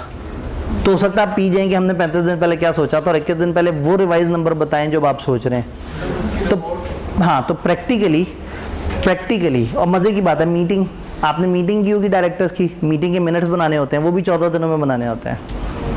तो डायरेक्टर्स अगर थोड़ी सी 2 नंबर नियत रखते हैं तो 35 दिन पहले जो नंबरिंग फाइनल की है हो सकता है वो मीटिंग से 21-22 दिन पहले उसको बदल लें और किसी को कानो कान खबर भी ना हो। तो प्रैक्टिकली वो चेंज कर सकते हैं, लेकिन थ्योरेटिकली लीगली स्पीकिंग जब 35 से कम रह जाएं तो लॉ ने उन्हें इजाज़त नहीं दी है। आखिरी सवाल था, इधर आते हैं क्योंकि अब हमने इसको भी तो करना ही है, हमने ध्यान से करना है, लेकिन इसका ये मतलब नहीं कि बस हमने यही करना है। वो तो बहुत ही धुंधला हो गया, ये 1-3 दोनों कर रहे हैं। डायरेक्टर जो कंटिन्यू करते रहेंगे अपने फंक्शन, वो इमीडिएट स्टेप लेंगे कि इलेक्शन करवाएं। अगर वो ना करा पाएँ तो वो 45 दिन पीछे वाले में देख लेंगे और ये इलेक्शन 90 दिन से ज़्यादा डिले नहीं होगा। अगर आपका टाइम पूरा हो गया इलेक्शन का और आप इलेक्शन नहीं करवा रहे तो रजिस्ट्रार आपको हुक्म दे सकता है कि आप इलेक्शन करवाएं। ये बात हमने इससे पहले डिस्कस की थी। वो कौन से केसेस हैं जिसमें इलेक्शन इनवैलिड डिक्लेयर हो सकता है? ये बात आपको पहले से पता है। 10% लोग 30 दिन अदालत में जाएं तो वो इलेक्शन को 3 सेक्शन मैंने कल याद कराए थे। शेयर कैपिटल में जब चेंज करते हैं, variation in share holder right उठके उसके अगेंस्ट 10% 30 दिन अदालत जा सकते हैं। मीटिंग गलत हुई है 10% 30 दिन में अदालत जा सकते हैं। इलेक्शन गलत हुआ है 10% 30 दिन में अदालत जा सकते हैं। अब आते हैं हम अपने इंडिपेंडेंट डायरेक्टर की तरफ। एक काम करते हैं, ऐसा ना हो कि आप थका हुआ फील कर रहे हो, आप सोचें कि हम तो बहुत ज़्यादा पढ़ते जा रहे हैं। आज का आखिरी टॉपिक, इसके अलावा किसी और डायरेक्टर का जिक्र ही नहीं करेंगे, गली मुका देते हैं, सिर्फ इंडिपेंडेंट डायरेक्टर पे बात करेंगे। अब इंडिपेंडेंट डायरेक्टर के अलावा बात ही कोई नहीं करेंगे, तय हो गया। लो जी, जहां आपने 10 डायरेक्टर पढ़ लिए, सिर्फ एक 11वां डायरेक्टर सिर्फ इंडिपेंडेंट डायरेक्टर। बेहतरीन, आवाम में खुशी पाई जाती है। ठीक है जी, लाइट्स ऑन कर देते हैं। इंडिपेंडेंट डायरेक्टर, आज का काम कल पे नहीं डालना चाहिए, परसों पे डालना चाहिए। ठीक है, मैंने आज इससे ज़्यादा सोचा हुआ था। मैंने सोचा था रिमूवल ऑफ डायरेक्टर्स भी हम करेंगे। अगर आप लेक्चर को शुरू में रिवाइंड करके सुनेंगे तो मैंने शुरू में ये बोला था कि हम डायरेक्टर्स की अपॉइंटमेंट एंड रिमूवल पे डिस्कशन करेंगे, लेकिन आप लोगों के चेहरे देख के मुझे अंदाज़ा हो गया। खैर गलती मेरी है कि मैं ज़्यादा गहराई में उतर गया, मैं ज़रा थोड़ा सा रफ्तार तेज़ रखता, लेकिन मैं चाह रहा था कि हम इलेक्शन का एक इम्पॉर्टेंट प्रोसेस है उसको अच्छी तरह से समझ लें। उतना ही मैं इंटरेस्टेड हूँ इंडिपेंडेंट डायरेक्टर को लेके भी। इंडिपेंडेंट डायरेक्टर, कंपनी में कंपनी लॉ ये चाहता है कि कुछ ऐसे डायरेक्टर बैठे होने चाहिए जिनका कंपनी से दूर दूर तक ताल्लुक ही कोई ना हो। ऐसे लोग जो फरिश्ते हों, ऐसे लोग जिनका कंपनी से कोई माली मफाद ना हो, कंपनी में इनकी कोई इन्वेस्टमेंट्स ना हो, कंपनी में इनके भाईशाही ना बैठे हुए हों डायरेक्टर के तौर पे, कंपनी के डायरेक्टर्स के ये गहरे दोस्त ना हो, कंपनी में पिछले 3 साल में किसी लेवल पे एम्प्लॉयमेंट या इस तरह के किसी मामले में इन्वॉल्व ना रहे हों। यानी हम चाहते हैं कि कुछ ऐसे लोग आएँ जो बिल्कुल ही इंडिपेंडेंट हैं। अब ऐसे अच्छे लोग कहाँ से मिलेंगे? ढूंढना पड़ेगा। सिलेबस में नहीं है, लेकिन लिस्टेड कंपनीज बाउंड हैं कि उन्होंने इंडिपेंडेंट डायरेक्टर रखने होते हैं। तो जहां लॉ कह देगा उन कंपनियों को इंडिपेंडेंट डायरेक्टर रखने पड़ेंगे। इंडिपेंडेंट डायरेक्टर के बारे में लॉ ने कहा है कि SECP चाहे तो किसी इदारे को ऑथराइज कर देगी कि तुम आओ और तुम इंडिपेंडेंट डायरेक्टर्स का एक डाटा बैंक मेंटेन करो। तो हुआ क्या, SECP ने एक इदारे को मुख्तस कर दिया और उस इदारे ने वो डाटा बैंक मेंटेन कर लिया। अब उस इदारे के बारे में रूल क्या है, रूल बड़ा मज़ेदार है कि वो इदारा एक वेबसाइट बनाएगा और उस वेबसाइट पे डायरेक्टर और कंपनी दोनों को ऑप्शन दे देगा कि वो वेबसाइट को एक्सेस कर सकते हैं। अगर कोई शख्स चाहता है कि मैं कंपनियों के बोर्ड पे डायरेक्टर के तौर पे जाऊं, सियाना समझदार आदमी है, वो अपना इंदराज करा सकता है वहाँ एक डायरेक्टर के तौर पे। और अगर एक कंपनी चाह रही है कि हम अपने पास एक इंडिपेंडेंट डायरेक्टर लेके आएँ, तो कंपनी उस वेबसाइट पे आके जो डायरेक्टर्स हैं उनकी लिस्ट को देखेगी। तो अगर कुछ लोगों के पास 10, 12, 15 साल का तजर्बा है, अच्छा तजर्बा है, अच्छी तालीम है और सारा कुछ है, और वो चाहते हैं कि पार्ट टाइम कोई काम उन्हें मिल जाए जहाँ उनकी मेंटल कैपेसिटी इस्तेमाल हो। भाई एक कंपनी में जो डायरेक्टर बैठे होंगे, 3 तो होंगे एम्प्लॉय डायरेक्टर, वो हर बात ऐसी करेंगे जिसमें उनका मफाद हो। 2 इलेक्शंस आए होंगे, पैसा तो बहुत होगा, दिमाग से फारिग होंगे। भाई पैसे का ये मतलब थोड़ी कि आपको कंपनी चलानी आती हो, तो हो सकता है उनको ये ना पता हो कि ये कंपनी का ये निज़ाम कैसे चलेगा, ये निज़ाम। तो लॉ ये चाहता है कि कुछ ऐसे लोग हों जिनका इंटरेस्ट भी बहुत ज़्यादा ना हो कंपनी के साथ, और हों भी टेक्निकली साउंड बंदे, और हर वक्त कंपनी में आके बैठे नहीं तो कंपनी के अंदर उनका इंटरेस्ट डेवलप हो जाएगा।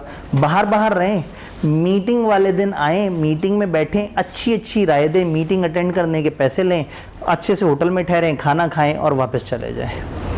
यानी कंपनी उनके भरपूर खर्चे मत वो करे, उनकी सैलरियाँ ना अफोर्ड करे, उनके प्रोविडेंट फंड अफोर्ड ना करे, सिर्फ मीटिंग का आने जाने का खर्चा और मीटिंग अटेंड करने के पैसे दे दे। तो हो सकता है मीटिंग अटेंड करने के उन्हें 50,000 या लाख रुपए मिल जाएं और आने जाने का जहाज़ का टिकट और होटल छोटल में स्टे मिल जाए। तो फ़र्ज़ करें कि रिटायर्ड आदमी है, एक स्टेट बैंक से रिटायर हुआ है आदमी, वो चाहता है कि मेरे पास इतना टैलेंट है, मैंने इतना कुछ सीखा हुआ है, तो बैंकों में मैं बहुत हेल्प कर सकता हूँ। तो वो चाहता हो कि मैं अपने आप को इंडिपेंडेंट डायरेक्टर के तौर पे इंदराज करा दूँ। रिटायर्ड आदमी हो तो उसको अच्छा है कि अगर उसको 1, 1.5, 2 महीने बाद किसी जगह पे आने जाने के पैसे मिल जाएं, मीटिंग में जाके बैठे और लोग इसकी कदर कर रहे हैं और इसके तजर्बे का फ़ायदा उठाएं। तो लॉ ने एक निज़ाम बनाया कि जितने भी लोगों के पास अच्छी तालीम है, अच्छा तजर्बा है, अगर उनके पास क्वालिफ़िकेशन ज़्यादा है तो तजर्बा कम से भी चल जाएगा, और अगर क्वालिफ़िकेशन नहीं है ज़्यादा लेकिन तजर्बा है तो फिर 15 साल का अगर तजर्बा हो तो चल जाए, क्वालिफ़िकेशन के साथ 5 साल का तजर्बा भी बहुत है। तो उन्होंने क्या किया, उन्होंने कह दिया कि आप एक वेबसाइट पे पैनल बनाओ, तो अब वेबसाइट इंदराज करेगी। फॉर एग्जांपल वो रिटायर्ड बंदा गया उस वेबसाइट वालों के पास और वेबसाइट पे जाके उसने कहा कि जी मैंने इंदराज करना है अपना। जब वेबसाइट पे सिलेक्ट किया तो उन्होंने कहा जी 500 रुपये पहले डिपॉजिट कराएं। ठीक है, कोई बात नहीं, उसने डिपॉजिट करा दिए। अब वेबसाइट पे उसने अपना अकाउंट बना लिया। अब अकाउंट में वही बताएगा उसका तजर्बा क्या है, वही बताएगा उसने कहाँ काम किया है, वही अपनी प्रोफाइल देगा। वेबसाइट उसे बार बार कह रही है देखो जो तुम लिख रहे हो सच लिखना, अगर गलत हुआ तो फिर बाद में हम जिम्मेदार नहीं, तुम्हारा झूठ पकड़ा गया, तुम्हें कंपनी वाले जो सज़ा दें, गवर्नमेंट जो सज़ा दे, हम कुछ नहीं करेंगे। और फिर तुम्हारा नाम हम वेबसाइट पे डाल रहे हैं, ये कोई गारंटी नहीं है कि तुम सेलेक्ट भी हो जाओगे, लेकिन इतनी इन्फॉर्मेशन दे दो तुम्हारे चांस बढ़ जाएंगे। तो उस जैसे सैकड़ों लोगों ने, कोई बैंकिंग का एक्सपीरियंस रखता था, कोई होटल्स का एक्सपीरियंस रखता था, कोई खाने वाले बिजनेस का एक्सपीरियंस रखता था, कोई फर्नीचर का रखता था, तो सैकड़ों लोग जाके, सैकड़ों टैलेंटेड लोग जाके उस पोर्टल पे रजिस्टर करा लेंगे, वो जो वेबसाइट बनी हुई है। अब बड़ा मज़े का प्रोसेस है, समझ आ जाए तो ये देखने में बड़ा टॉपिक है, लेकिन लॉजिकली समझ आ जाए तो बड़ा आसान सीधा सा टॉपिक है। वेबसाइट पे एनरोल करवा लिया। वेबसाइट के कुछ रूल्स हो सकते हैं, कम से कम इतनी तालीम हो, कम से कम इतना तजर्बा हो, कम से कम ये वाली ट्रेनिंग की, और हो सकता है वो कहें हमारी ये वाली ट्रेनिंग तुम लोगों ने करनी है। ये हो गए वहाँ। अब बारी आई कंपनी की। एक कंपनी ने इंडिपेंडेंट डायरेक्टर सेलेक्ट करने थे, वो गए वेबसाइट पे। वेबसाइट पे उसने कहा हमें बैंकिंग का तजर्बा चाहिए, 20 साल से बड़ा तजर्बा चाहिए। ड्रॉप डाउन किए तो सामने, ये मेरे ख्याल में थोड़ा सा ज़रा ज़्यादा वेरिएशन कर रहा है, या सही आवाज़ ठीक है। ड्रॉप डाउन किया, ड्रॉप डाउन के अंदर जो है वो उनको ऑप्शन नज़र आई, पता लगा 11 ऐसे लोग हैं जो उनके क्राइटेरिया पे पूरा उतर रहे हैं।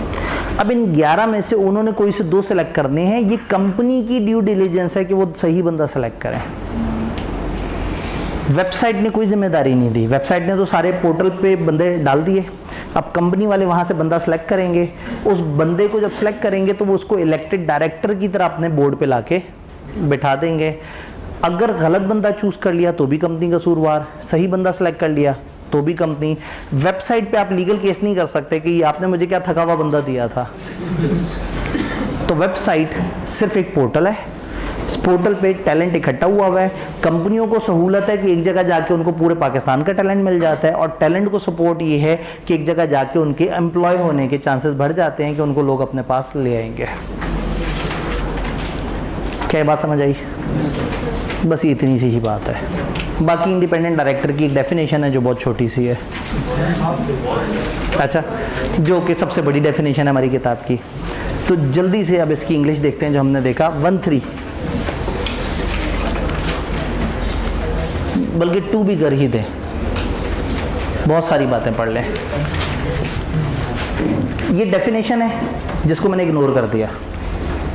मेंटेनेंस, क्यों? क्योंकि आपने याद करनी है। वाह, शाबाश। अच्छा, independent director to be appointed under any law, rule, regulation या code shall be selected from a data bank containing name, address and qualification of that person जो एलिजिबल और विलिंग है। It shall be maintained by any institute, body, association जिसको SCCP इजाज़त दे देगा, और फिर वो अपनी वेबसाइट पे दे देंगे फॉर्म और फॉर्मेट वगैरह जिसको लोग इस्तेमाल कर सकेंगे। ड्यू डिलिजेंस एक्सरसाइज करना before selecting a person from data bank live with company या गवर्नमेंट जो वहां से बंदा सेलेक्ट कर रही है, जिम्मेदारी उन्हीं की है। Manner and procedure of selection of independent director on data bank which fulfil the qualification shall be specified by SCCP, और वो उसने स्पेसिफाई कर दिया manner and selection of independent director regulation 2018 में, और ये रेगुलेशंस का थोड़ा सा पोर्शन हमारे सिलेबस में है। ये रिक्वायरमेंट रिलैक्स भी कर सकता है SCCP अगर एप्लीकेशन दें और समझाएं कि हाँ भाई कुछ जेन्युइन कॉजेज है, हम क्या करते हैं। अच्छा जी, रेगुलेशंस क्या कहती हैं? Eligibility criteria for person desirous of inclusion in data bank. जो डाटा बैंक में मैच्योर लोग ऐड होना चाहते हैं उनका क्या क्राइटेरिया है? या तो उन्होंने ग्रेजुएट डिग्री की हुई हो HEC रिकग्नाइज यूनिवर्सिटी से, या वो किसी प्रोफेशनल बॉडी के मेंबर हो। प्रोफेशनल बॉडी किसी भी प्रोफेशन की बॉडी हो सकती है, चाहे वो medical and dental association body हो, चाहे वो ACCA हो, चाहे वो CA हो, बहुत सारी, मतलब हर प्रोफेशन की अपनी अपनी कोई ना कोई बॉडी है। तो प्रोफेशनल बॉडी का मेंबर हो या ग्रेजुएट हो तो आपका तजर्बा होना चाहिए 5 साल का, और अगर ऐसा नहीं है तो आपके पास तजर्बा होना चाहिए, तो तालीम के साथ 5 साल का तजर्बा या बगैर तालीम के 15 साल का तजर्बा। कौन सी फील्ड में? Finance, law, management, sales, marketing, administration, research, corporate governance, technical operation या कोई और डिसिप्लिन जो उस कंपनी के लिए रेलेवेंट है।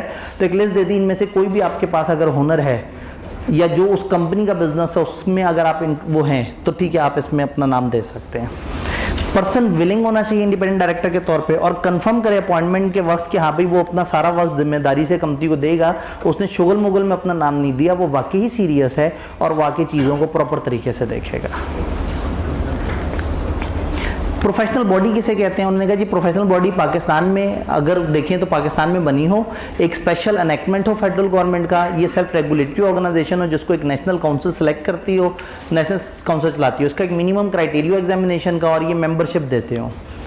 सारी निशानी IKF वाली पाकिस्तान में बनी हो, एक ख़ास लॉ के तहत चलते हो, खुद ही अपने आप को चलाते हो, एक नेशनल काउंसिल हो, मिनिमम क्राइटेरिया एग्जामिनेशन का हो और मेंबरशिप अवार्ड करने का हो, या मुल्क से बाहर बनी हो और कोई ख़ास एनेक्टमेंट हो उस मुल्क की या किसी इंटरनेशनल बॉडी की मेंबर हो। जैसे एग्जांपल दी हुई हैं ICAP, PMDC या इस तरह से मुख्तलिफ तरह के इदारे। डायरेक्टर ट्रेनिंग प्रोग्राम, ये इदारा डायरेक्टर्स को ये कह सकता है कि आपने फलाना ट्रेनिंग प्रोग्राम जो हमने बताया है कम से कम किया होगा तो आप इस वेबसाइट पे आ सकते हैं, वरना आप इस वेबसाइट पे नहीं आ सकते। डाटा बैंक इंस्टीट्यूट जो मेंटेन करेगा, प्लेस कर the information on process of registration in data bank, eligibility criteria, fee and other relevant. अपनी वेबसाइट पे बता दे भाई जिसने आना है, जिसने हमारे पास इंदराज कराना है, ये फीस है, ये तरीका है, आ जाओ। इंश्योर करेंगे इंफॉर्मेशन ईजी फॉर्मेट में है, इजीली एक्सेसिबल है, इजीली डाउनलोडेबल है। नेसेसरी कंडीशन प्रोसीजर्स भी रख सकते हैं कि अगर एक बंदा डाटा बैंक में आना चाहता है तो उसका क्या निज़ाम है। फिक्स कर सकते हैं एक फ़ी SCCP के अप्रूवल से जो इंडिविजुअल्स देंगे ताकि वो अपना नाम डाटा बैंक में एंटर कर सके। किताब का पेट नहीं भरा उन्होंने का दोबारा से बातें रिपीट करते हैं। Every person whose name is included data bank shall be responsible for accuracy, adequacy and completeness of information. जिसने नाम दिया है वही जिम्मेदार होगा अपनी इंफॉर्मेशन के लिए। Responsibility of company and disclaimer by institute, company shall be responsible for exercising due diligence before selecting. बार बार याद करा रहे हैं कि भाई कंपनी जिम्मेदार है कि ध्यान से देखे वो सही बंदा सेलेक्ट करे ही नहीं करे। Company shall require such individual to submit an undertaking on non judicial stamp paper. Company उस बंदे को कह सकती है कि हमें लिख के दे दो, हल्फिया बयान दे दो कि तुमने जो इन्फॉर्मेशन दी है वो सच है और तुम बिल्कुल दो नंबरी नहीं कर रहे और तुम हमारी कंपनी के साथ सही चलोगे। इंस्टीट्यूट अपनी वेबसाइट पे इस तरह का डिस्क्लेमर दे दे। ये डिस्क्लेमर उन्होंने ना इस तरह के पॉइंट्स में दिया हुआ है, ये मैंने ओरिजिनल वेबसाइट से उठाया है, जस्ट फॉर अंडरस्टैंडिंग है। डिस्क्लेमर क्या हो, हर बंदा जो इंडिपेंडेंट डायरेक्टर को अपॉइंट कर रहा है उसकी जिम्मेदारी है कि वो एक्सरसाइज करे due diligence in terms of requirement of act for purpose of selecting a person from data bank. जो बंदा अपॉइंट कर रहा है उसी की जिम्मेदारी है। इंक्लूजन इन डाटा बैंक में शामिल होना does not guarantee selection as independent director. Institute shall neither guarantee nor make any representation regarding accuracy reliability. आप अगर डाटा बैंक में आ गए हैं तो कोई कंफर्म बात नहीं कि आप सिलेक्ट भी हो जाएंगे, हम कोई जिम्मेदारी नहीं दे रहे, हाँ चांस बढ़ जाएंगे आप हमारे पास आ जाओ। Institute shall not be responsible for any contravention any law by any company और director by reason of the fact के person appointed by company as independent director. इस वेबसाइट से आया था। उन्होंने कहा कंपनी उस सिलेक्टेड डायरेक्टर के साथ कुछ बुरा करे या सिलेक्टेड डायरेक्टर कंपनी के साथ कुछ बुरा करे, हमारी जिम्मेदारी नहीं मानी जाएगी। तो इंडिपेंडेंट डायरेक्टर का फ्लू हमें समझ आ गया, लेकिन सवाल अभी भी वही है, कौन है इंडिपेंडेंट डायरेक्टर जिसमें ये सिलेक्टेड शर्तें पाई जाती हों? बस इतनी सी। कौन इंडिपेंडेंट डायरेक्टर? वो जिसका कंपनी से दूर दूर तक कोई ताल्लुक नहीं है। किसी डायरेक्टर को इंडिपेंडेंट नहीं कंसिडर किया जाएगा अगर इनमें से एक भी शर्त आ गई। इसका मतलब इनमें से एक भी चीज खराब हो गई तो आप इंडिपेंडेंट डायरेक्टर नहीं है। नंबर 1, अगर आप एम्प्लॉय रहे हैं कंपनी के, सब्सिडरी के या होल्डिंग के पिछले 3 साल में, बात समझ आई? आप इस कंपनी, इसकी होल्डिंग या सब्सिडरी के पिछले 3 साल में कभी भी एम्प्लॉय रहे हैं तो आप डिस्क्वालिफाइड हैं, आप डायरेक्टर नहीं बन सकते। आप चीफ एग्जीक्यूटिव रहे हैं सब्सिडरी के, एसोसिएटेड अंडरटेकिंग के या होल्डिंग कंपनी के पिछले 3 साल में, आप पिछले 3 साल में आपका कोई मटेरियल बिजनेस रिलेशन रहा है कंपनी के साथ या डायरेक्टली या इनडायरेक्टली, या आप इसके मेजर शेयर होल्डर कम से कम 10% से ज़्यादा के रहे हैं, या आप इसके डायरेक्टर या इस तरह के किसी और बंदे से आपका ताल्लुक रहा है, तो ना एम्प्लॉय रहे हो, ना चीफ एग्जीक्यूटिव रहे हो, ना किसी किस्म का बिजनेस इंटरेस्ट हो, ना 10% से बड़े शेयर होल्डर रहे हो पिछले 3 साल में। हम फरिश्ते ढूंढ रहे हैं, इस पॉइंट को बाद में पढ़ते हैं।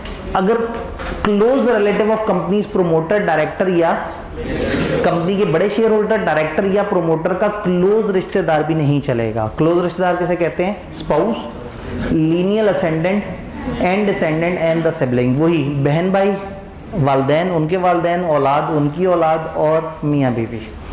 ये क्लोज रिलेटिव अगर आप हो इनमें से किसी के तो भी आप नहीं बन सकते। अगर क्रॉस डायरेक्टरशिप या सिग्निफिकेंट लिंक है बाकी डायरेक्टर्स के साथ, इस कंपनी के 3 डायरेक्टर एक और कंपनी में भी हैं और आप उस कंपनी में ऑलरेडी मौजूद हो, इसका मतलब आपकी इनसे यहाँ दोस्ती नहीं है लेकिन वहाँ दोस्ती है, तो फिर आप डिस्क्वालीफाई हो जाओगे क्योंकि आप उनके साथ किसी और कंपनी में डायरेक्टर, यानी हम चाह रहे हैं कि हमारे डायरेक्टर भी अपनी दूसरी कंपनियों से बंदा उठा के ना ले आए। लेकिन अगर वो दूसरी नॉट फॉर प्रॉफिट इदारा है और नॉट फॉर प्रॉफिट इदारे में सवाब की नीयत से ये इकट्ठे हैं तो फिर खैर है, लेकिन other than not for profit section 42 वाली कंपनियों से हट के अगर हो तो वहाँ क्रॉस डायरेक्टरशिप से आप डिस्क्वालीफाई हो जाएंगे। अगर आपने 3 लगातार टर्म से बोर्ड पे सर्व कर लिया, आप इंडिपेंडेंट डायरेक्टर बन के आए, फिर आए 3 दफ़ा सर्व कर लिया, अब चौथी दफ़ा इंडिपेंडेंट नहीं रहेंगे क्योंकि अब इंडिपेंडेंट की भी एक लिमिट होती है, तो 3 टर्म्स के बाद आप डिस्क्वालीफाई हो जाएंगे। लेकिन अगर आप 1 टर्म का गैप दे देंगे तो आप दोबारा से इंडिपेंडेंट हो जाएंगे। ये पब्लिक सेक्टर के केस में ये 2 टर्म्स हैं, सादा कंपनियों में 3 टर्म्स, लेकिन जो गवर्नमेंट कंपनी है उसमें 2 टर्म्स के बाद आप डिस्क्वालीफाई हो जाएंगे। अगर आप एज अ डायरेक्टर नॉमिनेट हुए हैं या रिप्रेजेंट कर रहे हैं स्पेशल इंटरेस्ट को, अगर क्रेडिटर या जो लेंडर्स ने डायरेक्टर अपॉइंट किया हुआ है वो भी इसमें काउंट नहीं होगा इंडिपेंडेंट डायरेक्टर्स की लिस्ट में। ये जो पहले 3 पॉइंट हैं, अगर पब्लिक सेक्टर में बात करेंगे तो इसमें 2-2 साल काउंट करेंगे, और अगर सादा कंपनी की बात करेंगे तो 3-3 साल काउंट करेंगे। 2 बातें, गवर्नमेंट के केस में अगर एक हाजिर गवर्नमेंट सर्विस में हो एक बंदा तो वो इंडिपेंडेंट डायरेक्टर गवर्नमेंट की कंपनी में नहीं आ सकता क्योंकि वो इंटरेस्टेड है, वो हाजिर गवर्नमेंट सर्विस है। एक छोटा सा पॉइंट रह गया, हैज रिसीव्ड रिम्यूनरेशन, ये थोड़ा टेक्निकल पॉइंट है, इसको तोड़ के देखेंगे। Has received remuneration in 3 year proceeding his appointment as director. एक बंदा पिछले 3 साल में अपनी इस वक्त अपॉइंटमेंट से पिछले 3 साल में क्या कर रहा था? रेमुनरेशन ले रहा था और एडिशनल रेमुनरेशन ले रहा था। फिर excluding retirement benefit from company, retirement benefit को साइड पे कर दें। अगर पिछले 3 साल में एक बंदा इसलिए रिटायरमेंट बेनिफिट ले रहा है कि 10 साल पहले डायरेक्टर था और अब उसकी रिटायरमेंट का प्लान उसको वो मिल रहा है, तो वो डिस्क्वालीफाइड नहीं है। तो पिछले 3 साल में आपने तनख्वाह ली हो या एडिशनल तनख्वाह ली हो, लेकिन अगर रिटायरमेंट बेनिफिट लिया है तो उसकी खैर है। अपार्ट फ्रॉम अ डायरेक्टर फी का तस्करा हम नहीं कर रहे। इसी बंदे को मीटिंग अटेंड करने की अगर फी मिल रही थी, ओके, कोई मसला नहीं है। और has participated in stock option, अगर आप स्टॉक ऑप्शन में आपने पार्टिसिपेट किया है, एम्प्लॉय स्टॉक ऑप्शन स्कीम जो होती है, या आपने परफॉर्मेंस रिलेटेड पे स्कीम में पार्टिसिपेट किया है, तो आप डिस्क्वालीफाइड। पिछले 3 साल में आपने तनख्वाह ली, एडिशनल तनख्वाह ली, स्टॉक परफॉर्मेंस रिटायरमेंट बेनिफिट या डायरेक्टरशिप फी, मीटिंग अटेंड करने के पैसे से आप इंडिपेंडेंस आउट नहीं होगी, लेकिन बाकी जगह आपकी इंडिपेंडेंस आउट हो जाएगी। बात समझ आई? तो इंडिपेंडेंट डायरेक्टर उस शख्स को कहते हैं जिसका कंपनी से दूर दूर तक कोई फाइनेंशियल किसी भी किस्म का ताल्लुक ना हो। और हमने उसकी अपॉइंटमेंट की रेगुलेशंस देखी, तो इंशाल्लाह ताला कल फिर इससे आगे चलेंगे, डायरेक्टर का रिमूवल और डायरेक्टर के बाकी रूल्स देखेंगे। इंशाल्लाह ताला मिलते हैं। लाइट्स ऑन कर दीजिएगा।